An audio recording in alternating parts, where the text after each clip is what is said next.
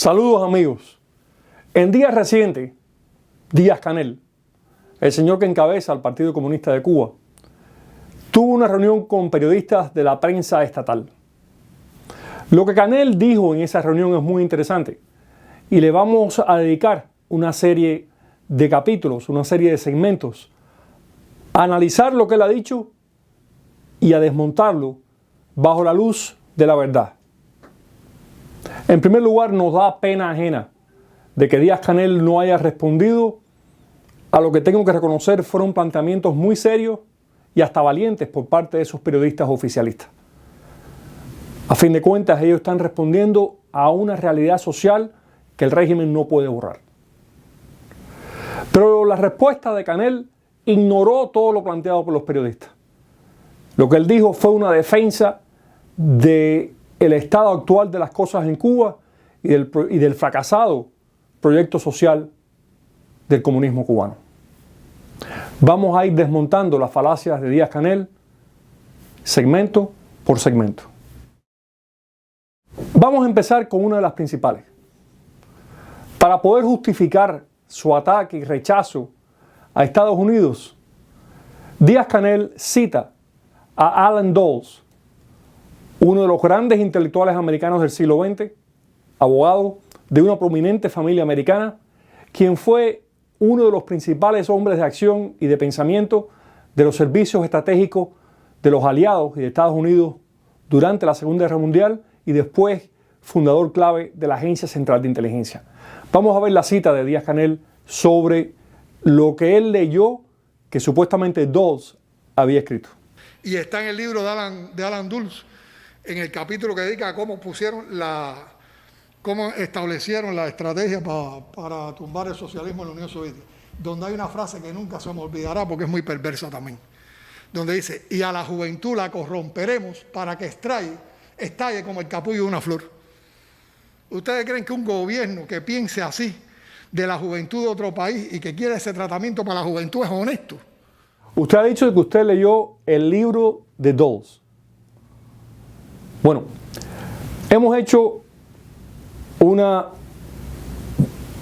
pesquisa de los escritos de Dulles, algunos con los cuales estamos ya familiarizados, tenemos libros escritos por él, buscando esa monstruosa cita que usted le atribuye a Allen Dulles. Una cita terrible. Un hombre cuyo objetivo era envenenar las juventudes de otros países, obviamente de países socialistas, para poder destruirlo. Vamos a buscar los libros de Dulles, buscando esa cita que repite con tanta pasión Díaz-Canel. Y a la juventud la corromperemos para que estalle como el capullo de una flor. Si está dispuesto a buscar la verdad, vamos a ver esa cita suya de Dulles. Dulles escribió varios libros. La mayor parte tienen que ver con sus memorias de las operaciones de inteligencia de los aliados durante la Segunda Guerra Mundial para lograr la derrota del nazismo. Sí, ustedes no mencionan que Estados Unidos fue esencial para la derrota de ese monstruo que fue el nazismo y el fascismo. Dulles en particular estuvo muy activo en lograr el rendimiento, la rendición de las tropas nazis hacia el final de la guerra, tanto en Italia como en Alemania, en una serie de conversaciones privadas con el alto mando alemán, el alto mando militar. Y por cierto, a ese alto mando militar se le dieron una serie de facilidades para que aquellos que no habían cometido crímenes de lesa humanidad pudieran rendir el aparato, formar parte del nuevo sistema alemán e incorporarse a la democracia. Los criminales de guerra así fueron juzgados en el Tribunal de Nuremberg y otros tribunales. Quizá este libro sería interesante para que lo leyeran los militares cubanos. Se llama La rendición secreta.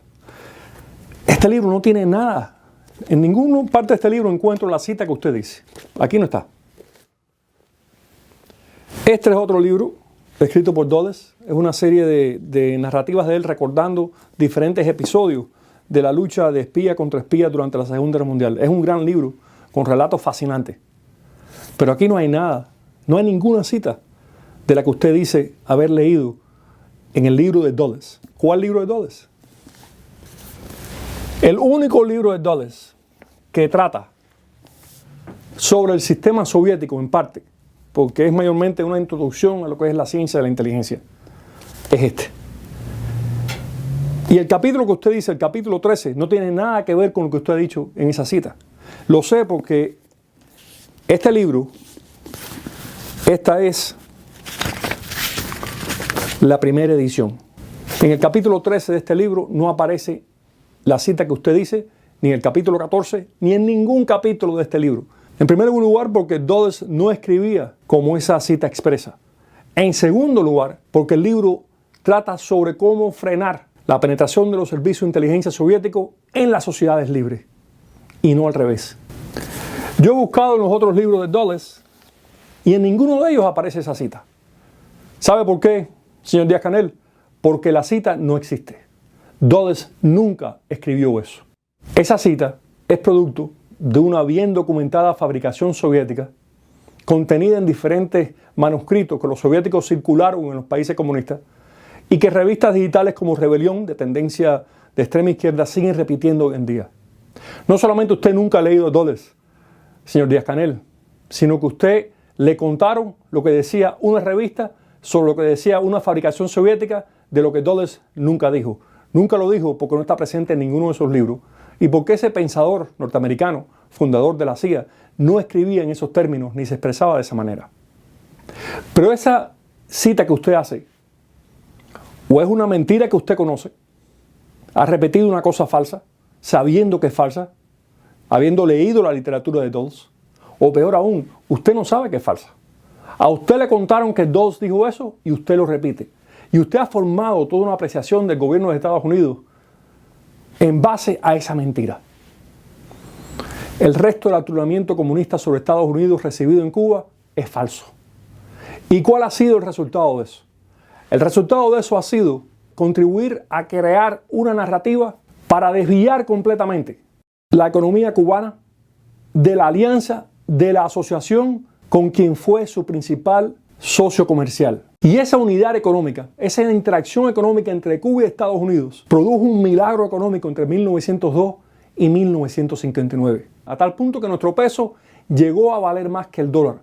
A tal punto que éramos uno de los países latinoamericanos con mejor distribución de recursos. A tal punto que fuimos de las cenizas de la última guerra de independencia a ser una de las principales economías latinoamericanas. Pero para poder consolidar el poder en Cuba y ser plataforma para el ataque comunista contra Estados Unidos, el comunismo en Cuba necesitaba destruir esa economía próspera y convertirla en una economía dependiente. Y hoy un país que se alimentaba a sí mismo y exportaba alimentos es un país que para comer depende de las importaciones.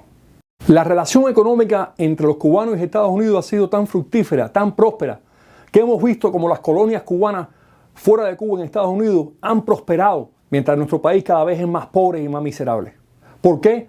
Porque en cada momento de la historia, en cada lugar de la tierra en el cual los cubanos han tenido libertad, han prosperado los cubanos.